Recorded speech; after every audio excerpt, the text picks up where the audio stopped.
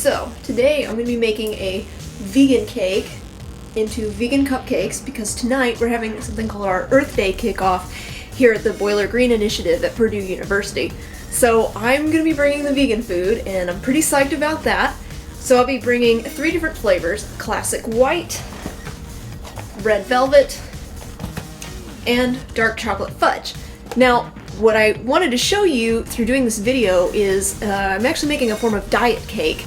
And it's super cool because the diet cake actually has like half the calories of normal cake, and the only thing it uses is a can of Sprite Zero in place of the like butter, eggs, and oil that you would normally use.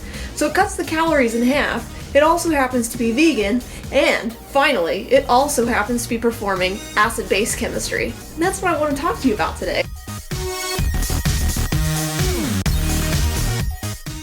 For each box of cake, you want 1 can of Sprite Zero. In this case, we're actually using citric acid, which is one of the main ingredients. So the first ingredient is carbonated water, and then the second ingredient is indeed citric acid. Now, in the cake mix, it actually has baking soda or sodium bicarbonate as one of the ingredients, and that reaction between sodium bicarbonate and the citric acid is actually what causes the conversion from the acid and base into carbon dioxide, which releases as a gas. You see it as bubbles when the cake rises, and it gives off water. So with CO2 and water coming off, what you find is that you get a moist diet cake, and you also see the cake rise, and then it's solidifying because of the heat of the oven. And also the release of gas is accelerated by the fact that the oven is hot. So we'll also talk in another video about how temperature can be used to push the reaction to the other side so that we get more of the concentration of favorable products, in this case carbon dioxide and water, because the more carbon dioxide you produce, the higher your cake rises. So before we get into the nitty-gritty details of our bomb vegan cake acid-base reaction, we first have to understand how chemical reactions are formatted.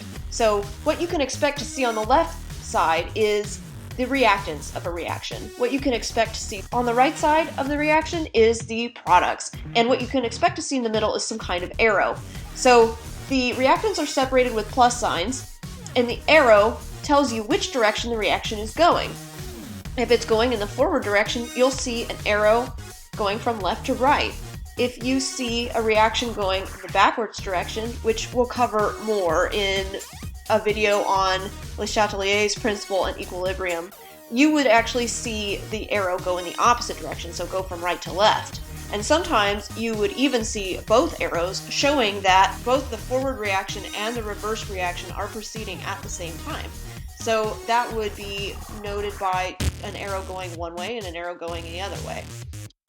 Now that we understand how these reactions are formatted, let's talk about what ingredients are associated with our reaction. So our reactants are citric acid, which is the acid in our reaction, and sodium bicarbonate, which is the base in our reaction. These two react together to make water, carbon dioxide, and a salt.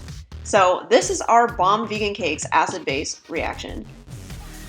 So we call the molecule citric acid. Now, why are we calling it an acid? Well, the definition of a Bronsted-Lowry acid is actually that it is a hydrogen ion donor.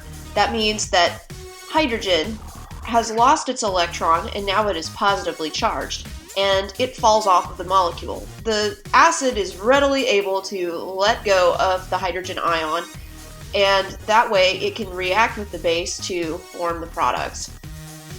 And we've got our sodium bicarbonate. So that is actually the base in reaction. Now, the definition of a Bronsted-Lowry base is a proton acceptor, or a hydrogen ion acceptor. So that means it is accepting the hydrogen ion from the other molecule. And in this case, in the Bronsted-Lowry base in this reaction, we have hydroxide ions. Now, often we will see these hydroxide anions reacting with hydrogen ions to produce things in other reactions. But for our intents and purposes, the general definition of a Bronsted-Lowry base is anything that can accept protons. So now that we've marked which one's the acid and which one's the base in the reaction, and we kind of understand what we're talking about with acids and bases in the Bronsted-Lowry definition, we are actually going to talk about conjugate pairs. So for every acid that reacts, on the right side it becomes a conjugate base. We see this with the citric acid because it becomes a conjugate base, the sodium citrate. Sodium citrate is actually a salt that now can receive hydrogen ions in another reaction.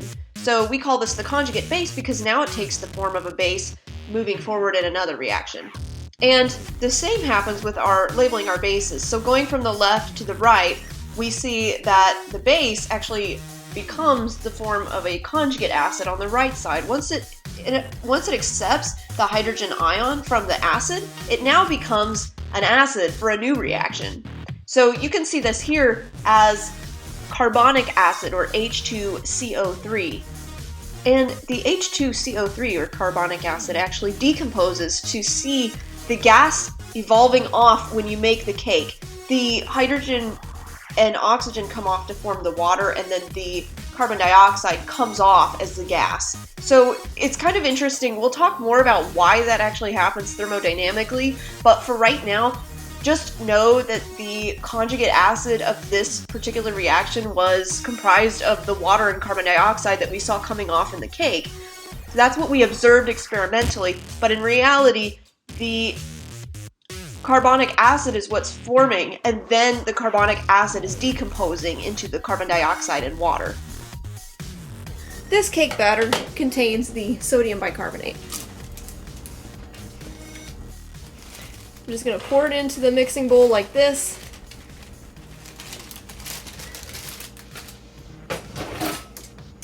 And then I'm going to take my handy dandy spoon and mix it with the can of Coke. Now watch carefully.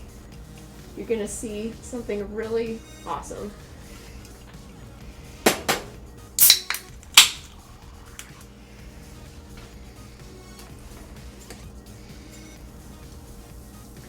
See the bubbles?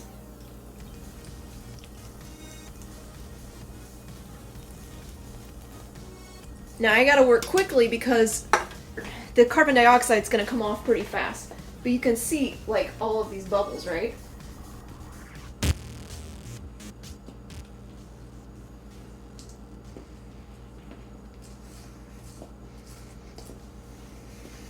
I'm just gonna mix that quickly.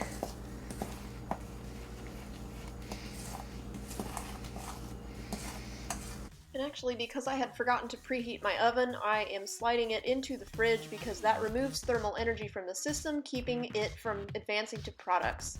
For more about that, watch my video on Le Chatelier's principle. Alright, so now I'm just going to grease the pan real fast.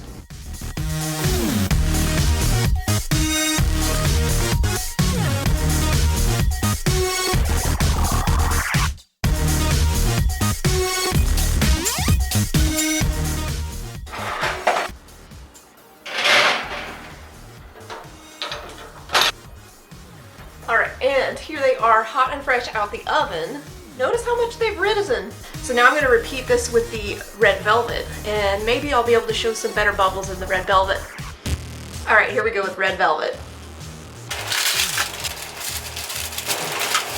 And once again, we're keeping that 1-to-1 molar stoichiometric ratio between the can of Sprite and the box of red velvet cake, so 1-to-1 ratio.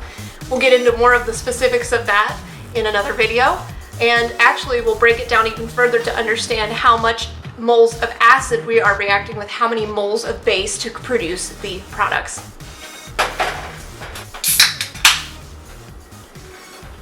Alright, you see that action? Look at that. Red bubbles. So I'm going to pour the rest of the can, but I don't want to tilt it anymore because it's all going to come out the top. These bubbles are actually CO2 gas, so that's pretty cool, right? When I mix these ingredients together, the act of mixing it adds kinetic energy, which causes the reaction to speed to the right or produce more products such as CO2 and water. But it's also increasing the surface area of interaction between the base molecules and the acid molecules. So by doing this stirring motion, I'm actually causing more of these acid molecules to encounter these base molecules, and that causes the reaction to also increase to the right. It's almost like we're artificially increasing the concentration of acid relative to base.